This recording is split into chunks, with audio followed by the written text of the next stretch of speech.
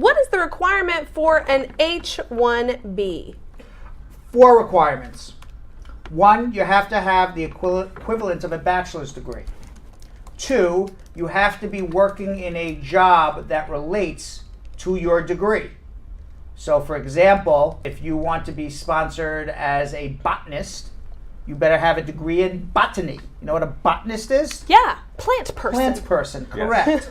Number 3, your degree has to relate to your job offer on an H-1B. So it's a college degree, minimum requirements for the job.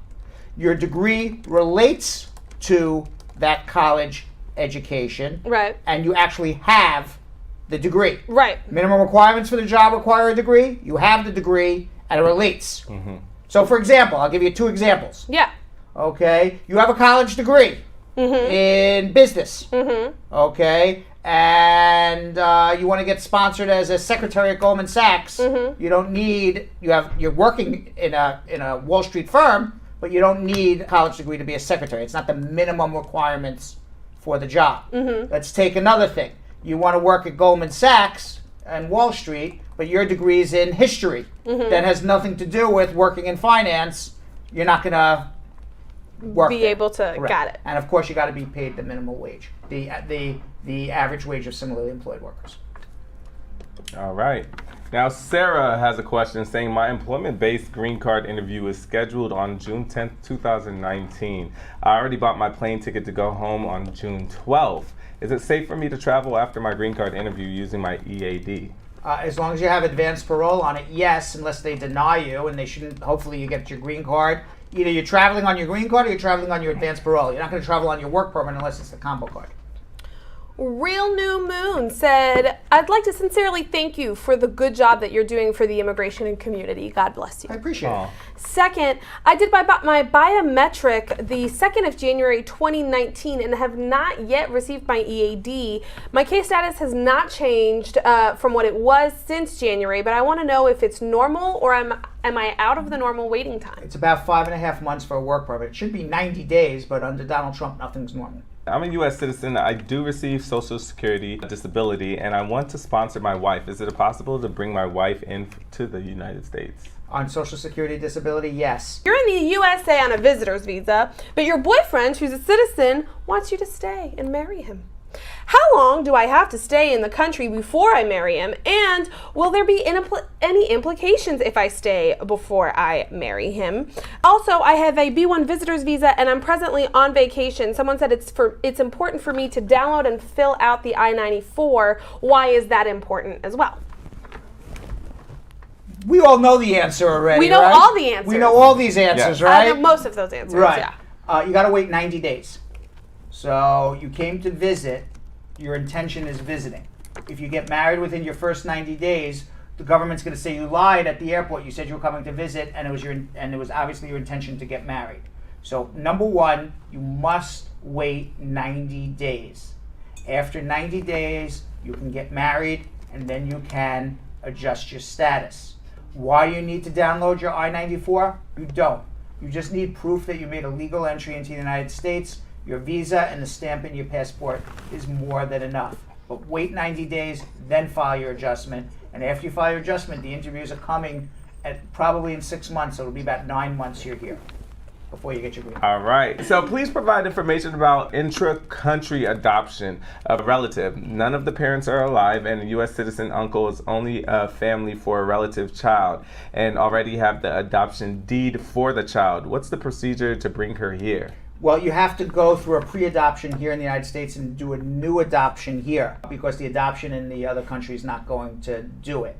So you have to go to your local court, do a pre-adoption, get a pre-adoption certificate, then file the I-600 to bring over the child that you want to adopt. You also need permission from the country that you are adopting the child, that child can leave in your custody. You can't go to a country and just kidnap children. So you're going to need something from that country as well, depending on what country you're from. We do this all the time here at Spar & Bernstein. Tommy says, if I overstayed my B2 visa for 3 months and then filed and traveled internationally with advanced parole, if at a port of entry they don't want to parole me in, What can I say or do? I'm married to a U.S. citizen. A, they'll parole you in, but on the 1 in a billion they don't, you demand to see an immigration judge. If work authorization expired in over the 180 days for renewal, is there a chance of renewal if applied for? If they're still pending AOS? Yes, you can renew your work permit if you have a pending adjustment of status. Absolutely. Tally said, if your current joint sponsor withdraws, can you bring another affidavit from a new sponsor straight to the immigration interview? Yes. Anita Martinez saying, applied for a VAWA January 18. Maybe, I don't know if it's 2018 or January 18th, but how long will this process take? I was married with a U.S. citizen. My record is clean, or when can I file for a mandamus? And do I have to pay for a mandamus? You have to pay a lawyer for a mandamus. It's going to take at least 18 to 24 months. You got to wait for VAWA to be extended past September 30th before you even think of mandamus. And number 2, you should wait at least 12, 15 months before you also think of mandamus. But right now, if you do nothing, it's 18 to 24 months. Okay, so...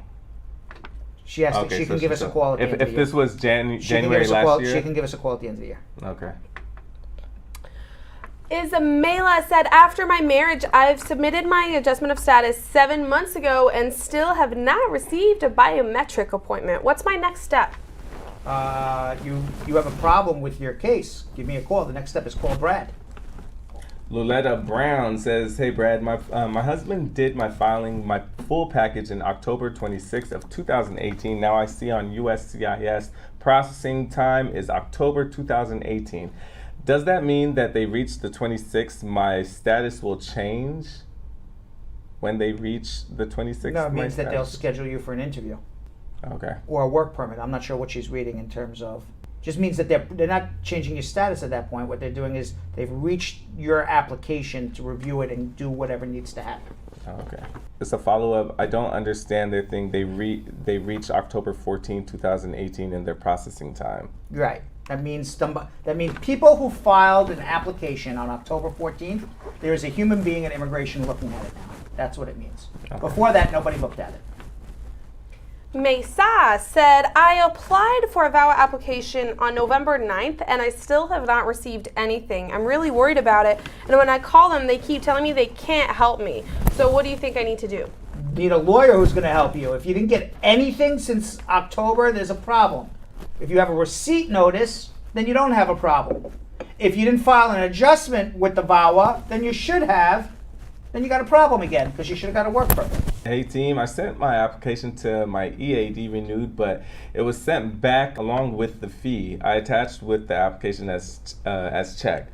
They sent me the letter saying they will help for 180 days extension. Why is this? It means you screwed up the application, so you got to fix whatever the problem is. Kahai said, if my case is in Lee Summit, Missouri, why do I need to write to the Vermont Service Center for information? Would you have any idea? My sister's on a K-1 visa now. She broke up with her fiance. Can she marry someone else? What are the repercussions? On a fiance visa? Yeah, she was on a K-1 Did she marry visa. the man? She broke up with her fiance, so no. Okay, so the repercussions are you can marry someone else, but she's going to need a provisional waiver, go home, and then they're going to question her on the validity of both relationships. Did she really enter to marry this man? Because she never did. So what is the validity of that relationship? Was there any fraud there?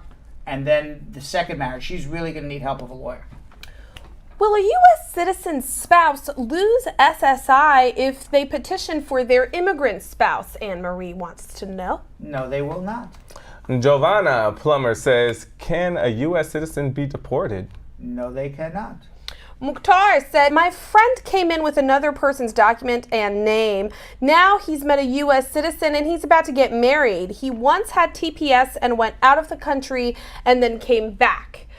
Any chances he's actually going to get a green card? Yeah, he's going to file an adjustment, but he's going to need a waiver for the fraud. I have a Social Security card, which I got when I was in college when I applied for the OPT. The OPT has expired about 2 years now. Anyways, I found a job. They gave me a W-4 and an I-9 form to fill out. Should I fill them out knowing I'm out of status? No, because you are committing fraud by saying you're entitled to a benefit, which is a job, by filing the I-9 when you're not. And that is punishable by jail.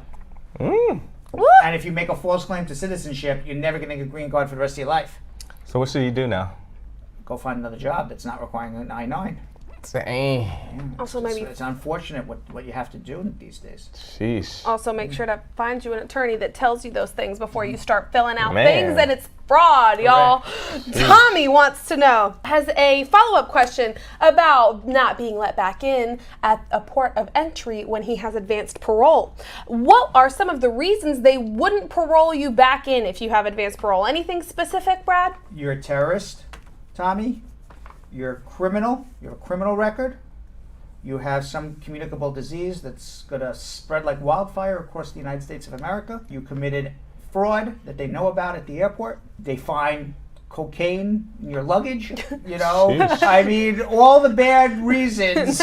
You know, think of everything bad you could do at the airport. Right. And that would be a reason why they won't let you in. So don't If you've otherwise been a good person, you don't have a criminal record, and you're in a good relationship, there's no reason not to let you in. You know, obviously you can't stay out on advanced parole forever. So actually one of the reasons that they may not let you in is if you stay out for 6, 8, 9 months. So my advice is don't stay out for more than 2 weeks. All right, Larry Williams has a question for our last one for now. I want to ask, my serving military citizen brother can file green card of his grandmother. Serving military brother can file for grandma? Yeah, so Citizen his, brother, So his yeah. brother, who's a serving military citizen, No, can you he cannot, file you for the can't grandmother? file, no, whether you're in the military or not, you can't file for grandma. So how can they get grandma here? That he can file for his mother or father. His mother or father would show up, wait 5 years, and then become a citizen, then file for grandma. Wow. But you can only go one generation up the ladder. One generation up the Oh ladder. man. How about if the parents are passed? I'm not saying Then that that's grandma has to find a new way. another way. Yeah. Wow. Start introducing grandma to some men. Hey, listen, Come on, grandma. everybody needs It's love. never too late. It's just never too late. Never too late to That's fall true. in love. This is Okay. true.